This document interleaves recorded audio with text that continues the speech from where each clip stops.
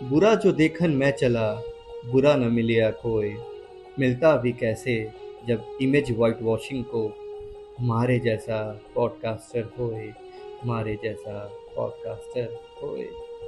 नमस्कार, मैं हूँ सफ़ेदा और मेरे पॉडकास्ट वाइट वॉश में आपका स्वागत है। स्वागत करते हैं अपने गेस्ट का जिनका नाम है पुलक सागर। पेशे से ये रूममेट है। सागर भाई, स्वागत है मेरे पॉडकास्ट वाइट वॉश में। Thank you, thank you. My dear listeners, इस एपिसोड का पोस्टर और थंबनेल देखकर आपको लग रहा होगा कि ये वाला एपिसोड हम लोग पूजा घर में क्यों कर रहे हैं। तो इसका जवाब सागर भाई से लें तो ज़्यादा बेहतर होगा। मैं आपका गेस्ट हूँ, बराबर। बराबर। और गेस्ट मतलब अतिथि। और हम्म। अतिथि देवो भव होता है। हम्म। तो इस हिसाब से मैं भी देवता हुआ। और देवता भगवान लोग पूजा घर में नहीं होंगे तो कहाँ होंगे ब्रो? अच्छा, तो ब्रो, एक और जगह है जहाँ भगवान लोग पाए जाते हैं किसी भी घर में। कहाँ? कील पर टंगे कैलेंडर पर। अरे भगवान तो कन कन में होते हैं सफेदा ब्रो। मुझे अपने पास सोफे पर ही बिठाकर कर लो पॉडकास्ट। चलिए फिर शुरू करते हैं अपना ये पॉडकास्ट। हाँ तो ब्रो, तुमने अपने प्रोफेशन में लिखा है रूममेट। भाई, ये कब से करियर होने लगा? देखो, सबकी तरह मैं भी मुंबई एक्टर बनने के इरादे से गया था। हम्म। लेकिन 2 महीने के अंदर ही मुझे रियलिटी चेक मिल गया कि न सिर्फ यहाँ लंबा पापड़ बेलना पड़ेगा, यहाँ तो पहले उस दाल जैसा पिसना भी पड़ेगा जिससे ये पापड़ बनता है। ओके। पूरा फंस गया था। वापिस घर भी नहीं जा सकता था।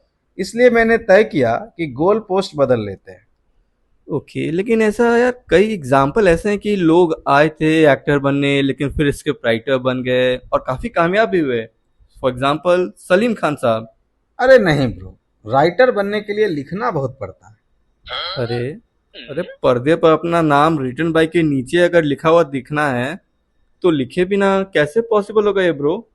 डायरेक्टर बन के, अच्छा। सिर्फ फीडबैक देकर और आइडियाज डिस्कस करके भी राइटिंग क्रेडिट में नाम मिल जाता है डायरेक्टर लोगों को। ऐसा क्या? एनीवे, अच्छा ये बताओ कि ये जो नया गोल पोस्ट वो क्या बनाया तुमने? रूममेट बनने से आगे बढ़कर रूममेट बनाने का। ऊपर से चला गया, प्लीज प्लीज एलाबोरेट। देखो, मुंबई आने वाला हर बंदा सबसे पहले बनता है किसी का रूममेट। ठीक है। फिर सालों मुंबई में घिसने के बाद भी कोई गारंटी नहीं कि जिस सपने के साथ वो मुंबई आया था वो पूरा हो जाए। ये तो है। इसलिए खुद की तसल्ली के लिए और घर वालों से फिनेंशियल सपोर्ट मिलते रहने के लिए जरूरी है उनको दिखाना कि आप मुंबई में अपना समय और पैसा बर्बाद नहीं कर रहे। हम्म। इसीलिए 1.5 साल किसी का रूममेट बनने के बाद मैं उस मकाम तक पहुंच गया कि दूसरों को अपना रूममेट रख सकूं। यही तो तुम पे सबसे बड़ा आरोप है कि जल्दी से जल्दी इस मुकाम तक पहुंचने के लिए तुमने अपने तमाम रूममेट के साथ नाइंसाफी की। जैसे कि अपने सबसे पहले रूममेट की तुमसे शिकायत है कि तुम बर्तन धोते समय सभी बड़े बर्तन जैसे कुकर, कढ़ाई, आटे वाली परात उसके धोने के लिए छोड़ देते थे और खुद कटोरी चम्मच धोकर पतली गली से निकल लेते थे।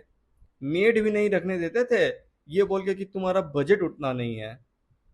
बड़े बर्तन दिख गए उसको, लेकिन ये नहीं दिखा कि बड़े बड़े टीवी शोज और वेब सीरीज भी उसे मिले एज अ डायलॉग राइटर। अरे, बड़े बर्तन और बड़े शोज का क्या तालमेल, क्या कनेक्शन?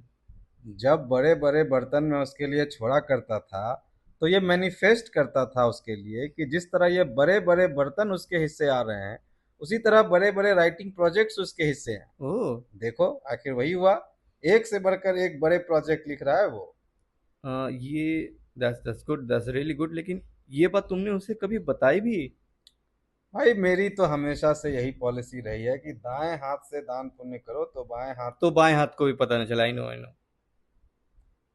नहीं नहीं, मैं तो ये कह रहा था कि दाएं हाथ से दान पुण्य करो तो बाएं हाथ से सेल्फी जरूर लो, लेकिन उस सेल्फी को एफबी, इंस्टा, व्हाट्सएप स्टेटस कहीं भी पोस्ट नहीं करो। बस सबूत के लिए उसे रखो, ढिंढोरा पीटने के लिए नहीं। ओके। उम्मीद है कि तुम्हारा वो रूममेट जहां भी हो इस समय ये सुन रहा हो और जल्दी तुमको एक बुके भेजे as a thank you note. एक काम और करे, क्या? ये जो जब मैं उसके साथ रहता था हम्म। तो रेंट की ड्यू डेट आने से पहले ही रूम छोड़ दिया था मैंने। गलत बात। उस महीने के रेंट का शेयर आज तक वो मांगता रहता है। उसे माफ कर दे। वो अच्छा। इतना बाल्टी भर भर के कमा रहा है वो। माना बूंद बूंद करके ही उसको उसकी स्क्रिप्ट राइटिंग फीस मिलती है, लेकिन कम से कम मिलती तो है। उसकी एक बूंद सैलरी से मेरे जैसों की 6 महीने चेरा पूंजी हो ही रहती है। इसके बदले में मैं उसके बदले में मैनिफेस्ट करूंगा कि पूरी स्क्रिप्ट खुद लिखने के बाद भी उसे राइटिंग क्रेडिट अपने फिल्म के डायरेक्टर, प्रोड्यूसर और लीड एक्टर के साथ शेयर न करना पड़े। उसकी लिखी हुई चीज वैसे ही शूट हो जैसा उसने लिखा हो। फिल्म या सीरीज प्रमोशन के समय उसे भी एक्टर्स की तरह लाइमलाइट मिले। अब कहते हैं कि जबान पे सरस्वती होती है। अभी जब तुम बता रहे थे तो पीछे कहीं मंदिर की घंटियां बज रही थी। शायद हो सकता है भगवान ने सुन लिया हो आपका। चलो ठीक है, एनीवे आगे बढ़ते हैं। अगला आरोप आप पर यह है, और ये आरोप उन सभी लोगों की कॉमन एलिगेशन है, भले आप उनके रूममेट हो या आपने उनको रूममेट रखा हो, कि जब जब वो लोग किसी पर्व त्योहार पर अपने अपने होम टाउन जाते थे, आप उसके ठीक एक रात पहले हफ्ते 15 दिन का राशन ले आते थे, उससे कंसल्ट किए बिना या उनको बिना बताए। क्यों भाई? इसके तार कहीं ना कहीं कोरोना वैक्सीनेशन से जुड़े हैं। क्या? जब से वैक्सीनेशन लिया है सभी डोज का, तब से ये मेरे नेचर में पाया जाने लगा। ए हेलो, मतलब कुछ भी? कुछ भी? हाँ? इसका क्या कनेक्शन कोरोना के वैक्सीनेशन से? अरे तो पता करो ना, क्यों इसको सिरे से खारिज कर दे रहे हो? क्या पता कोई बड़ी कॉन्स्पिरेसी हो इसके पीछे। क्योंकि मुंबई आने से पहले दिल्ली में भी मैं रूममेट्स के साथ रहता था, अपने ग्रेजुएशन, पोस्ट ग्रेजुएशन, फिर यूपीएससी की तैयारी के लिए। यार, लुकिंग लंदन टॉकिंग टोक्यो, मतलब पूछ क्या रहा हूं मैं और तुम जवाब क्या दे रहे हो ब्रो? मैंने पूछा तुम्हारे सेल्फिश नेचर का कोरोना वैक्सीनेशन से क्या लेना देना है, और तुम मुझे बता रहे हो कि तुम बिहार से हो। आज कोई व्हाट्सएप लगता है बहुत भगवान से दुआ कर रहा है, घंटिया पे घंटियां ही बज रही हैं। एनीवे, तुम कुछ बोल रहे थे। व्हाट्सएप, फेसबुक, यहाँ तक कि ऑर्कुट भी खंगाल के देख लो। 2009 से 2019 तक दिल्ली रहने के दौरान किसी भी रूममेट को ऐसी शिकायत नहीं रही मेरे से। हम्म। वैक्सीन का सारा डोज लेने के बाद ही बम्बई शिफ्ट किया मैं, और ये सब साइड इफेक्ट दिखने लगा। मैं इसको लेकर किसी भी तरह के पेड ट्रायल या मेडिकल एनालिसिस के लिए अवेलेबल हूँ। बस शर्त यह है कि मेरी पेमेंट 5 फिगर में हो, मंथली हो, और कम से कम 11 महीने के लिए हो। तुम्हारे दिल्ली वाले रूममेट्स का भी मैसेज आया मेरे पास। वो कह रहे थे कि उनके केस में तो तुम हफ्ता दिन का राशन ही नहीं खरीद ले आते थे, बल्कि दिल्ली रेलवे स्टेशन जाके 1-2 दिन के लिए भाड़े पर अपने फ्लैट पर लोगों को रख लेते थे, और तो और उनसे मिलने वाला किराया भी अकेले हड़प जाते थे। तुमने उन सबको धमका के रखा था कि अगर कोई कुछ बोला इन चीज़ों को लेकर तो तुम सबको बता दोगे कि वो लोग भी बिहारी हैं। तुम क्या जानो एक बिहारी के लिए कितना मुश्किल होता है खुल के बताना कि वो बिहारी है। खैर, हम्म। पॉइंट पे वापस आता हूँ। रूममेट्स दिल्ली वाला हो या बम्बई वाला, सबको सिर्फ यही दिखा कि हम उनके जाने के ठीक पहले हफ्ता महीना भर का राशन ले आते थे। लेकिन ये नहीं बताया होगा किसी ने कि अपने पैसे का लाता था मैं राशन। अरे, तो एहसान करते थे, इसमें कौन सी बड़ी बात हो गई? पूछो उनसे जाके, ब्रो, कैसे महीनों महीनों मेरे राशन का कॉन्ट्री पेंडिंग रहता था। कितना ही धमकी क्यों नहीं देता था वो लोग कि अगर राशन का ड्यूज क्लियर नहीं किए तो फ्लैट में खाना नहीं बनेगा, सब बाहर से अपना अपना खाना ऑर्डर करेंगे। लेकिन फिर भी मैं टस से मस नहीं हुआ। जग मार के सबको फ्लैट पे खाना वापस बनाना ही पड़ा। भाई, इसमें तुम्हारी वाहवाही की क्या बात है, जरा समझाओ। एकदम है। जब फ्लैट का चूल्हा बंद करने का अल्टीमेटम देते थे वो, तो हम्म। बाहर कहाँ क्या अच्छा और सस्ता मिलता है, इसके लिए उनको रिसर्च और एक्सप्लोर करना पड़ता था आसपास का एरिया। इससे एक से एक हिडन जेम्स डिस्कवर हुए उनके द्वारा। उनमें से एक ने तो अपना फूड ब्लॉग भी शुरू कर दिया यूट्यूब पर। वाह, आज उसके लाख के करीब सब्सक्राइबर हो चुके हैं। क्या बात है। दूसरा फायदा ये हुआ कि रोज रोज बाहर का खाना अफोर्ड कर सकें वो, इसके लिए उनको कुछ पार्ट टाइम जॉब्स ढूंढने पड़े। इससे उनके पास एक से ज्यादा सोर्स ऑफ इनकम आ सका। क्या बात है, क्या बात है, मतलब ये सब उनको दिखा नहीं? अरे धृतराष्ट्र बन जाती है ना दुनिया, जब बात मेरे अच्छे कर्मों को देखने की हो। और अभी वो लोग तुमको थैंक्स बोलना चाहें तो are you open to it?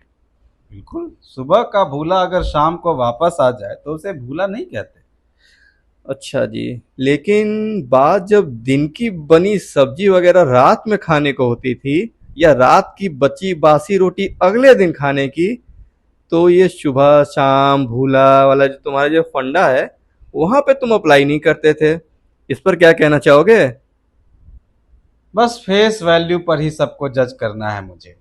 दिन का खाना रात को नहीं खाता है, रात का बचा हुआ खाना अगले दिन खाने में ना नुकुर करता है, ब्ला ब्ला ब्ला। मतलब किसी को अंदर घुस के मेरे एक्शंस को एनालाइज नहीं करना है। अरे भाई, तो लगे हाथों खुद अंदर घुस के सर्जिकल स्ट्राइक कर ही दो ना आज। देखो, ये इल्जाम उस दौर का है जब मेरे रूममेट्स एस्पायरिंग स्क्रिप्ट राइटर्स थे। मैंने नोटिस किया कि जिन सीनियर राइटर्स के अंडर और जिन प्रोड्यूसर्स डायरेक्टर्स यूट्यूब चैनल्स वगैरह के लिए वो लोग लिखा करते थे, उनको पेमेंट देने में बहुत देरी करते हम्म। थे। जैसे प्रोजेक्ट ए का पैसा अगर जनवरी महीने में उनको दिया जाना होता था तो सितंबर में मिलता।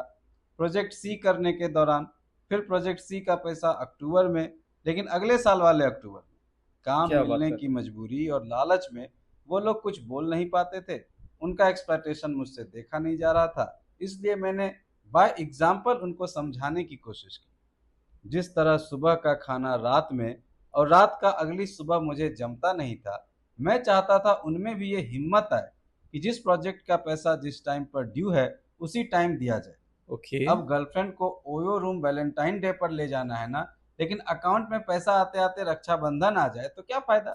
कोई नहीं, कोई ये नहीं। तो वही बात हो रही थी उनके साथ कि जीते जी हम्म। किसी को कोई पूछे नहीं, हम्म। और उसके मरने के बाद उसकी शान में फेसबुक इंस्टाग्राम पर पोस्ट पे पोस्ट डाले जाए कि क्या कमाल का बंदा था, एक बार मुझसे मदद मांग कर तो देखता, फलाना ढिमकाना। इतना कौन सोचता है किसी के लिए आज के टाइम में? उनका तो पता नहीं, लेकिन मैं तुम्हारा फैन जरूर बनता जा रहा हूँ bro. Thank you thank you. वैसे जरूरत अभी मुझे फैन से ज्यादा एक रूममेट की है। क्या? क्या? कुछ कुछ कहा क्या? नहीं नहीं, कुछ नहीं। अगला इल्जाम क्या है? अक्सर खाना बनाते समय तुम उनके सामने ऑप्शंस तो बहुत रखते थे, लेकिन बनता वही था जो तुमको खाना होता था। उनकी शिकायत ये रही है कि भाई, जब इसको अपने ही मन का करना होता था तो पूछने का नाटक ही क्यों करता था ये? शादीशुदा लाइफ के लिए ट्रेन कर रहा था मैं उनको। अच्छा जी। जब मैं उनसे पूछता था कि दाल बनाई जाए सब्जी के साथ, तो हम्म। मुझे पता था कि घर में चना दाल और मसूर की दाल ही होती थी, और हम्म। चने की दाल से मुझे गैस हो जाती थी, इसलिए मसूर की दाल ही बननी थी। ओके। लेकिन फिर भी मैं उन्हें ऑप्शन देता था, चने की दाल या मसूर की दाल। और जब वो चने की दाल बोलते थे तो मैं अपनी गैस वाली प्रॉब्लम बता देता था। हम्म। उनका चिड़चिड़ाना वाजिब था, लेकिन आज उनसे जाके पूछे कोई, आज जबकि वो शादीशुदा हैं, क्या ऐसी सिचुएशन नहीं आती उनकी लाइफ में? उनकी बीवियों को वही बनाना होता है जो उनको पसंद होता है, लेकिन फिर भी वो ऐसे मैनिपुलेट करती हैं जैसे उनकी ही पसंद और मर्जी का खाना बन रहा हो। आज क्या वो इससे इरिटेट होते हैं? नहीं होते होंगे, मैं लिख के देता हूँ। नो इरिटेशन यानी पीसफुल मैरिड लाइफ। ये किसकी बदौलत हो पा रहा है? मेरी मेरी बदौलत। लेकिन जो मजाल कि आज तक इनमें से किसी का भी थैंक यू मैसेज आया हो। दूसरों की बीवियों के बारे में खूब पता है, कब किस बात से इरिटेट होती हैं नहीं होती है। एनीवे, थैंक यू छोड़ो। इनका अगला इशू तुमसे ये था कि तुम किसी भी सब्जी के बीच कम से कम 4 दिन का गैप रखते थे। मतलब कोई चीज़ कितनी आसानी से बन सकती है, इससे तुम्हें कोई मतलब नहीं होता था। रोज बदल बदल के आइटम चाहिए होते थे तुमको। यहाँ तक कि तुम आलू को भी रिपीट नहीं होने देते थे बैक टू बैक दिन। I mean come on bro. आलू तो बना ही है किसी भी सब्जी के साथ मुंह काला करवाने के लिए, मतलब एडजस्ट करने के लिए। मुझे वो लोग वही आलू न समझने लगे या खुद किसी और के लिए आलू नहीं बन जाएं, हम्म। इसलिए मैं ऐसा करता था। Okay. Why try to fit in when you are bound to stand out. Absolutely. एक बार आप किसी के लिए आलू बन गए ना, हम्म। तो ये साली पूरी दुनिया आपको आलू बनाकर रखती ट्रू, है। True, true. आपकी वैल्यू कम हो जाती है। Right, right, right, absolutely agree, बिल्कुल और नहीं बिल्कुल। तो क्या, अगर आप मुझे अपनी प्रायोरिटी नहीं बना रहे तो मैं भी आपके लिए एक ऑप्शन नहीं रहूंगा। What a thought, what a thought. यार, तुम तो ढिंचैक पूजा के रैपर में गिफ्ट रैप किए हुए कोक स्टूडियो हो भाई। मतलब तुम्हारे सभी रूममेट्स ने, चाहे तुम उनके हो बने हो या तुमने जिनको बनाया हो, तुमको खोकर बॉस सिर्फ एक रूममेट नहीं बल्कि एक लाइफ कोच भी खोया है। Thanks bro, thanks. All right then, इसी के साथ व्हाइट वॉश का ये एपिसोड यही खत्म करते हैं। रेंट ड्यू नहीं है, ना ही अग्रीमेंट ड्यू है। ड्यू है तो अगला एपिसोड, जिसके साथ मैं मिलूंगा आपको बहुत बहुत जल्द। Thank you for listening. Bye bye.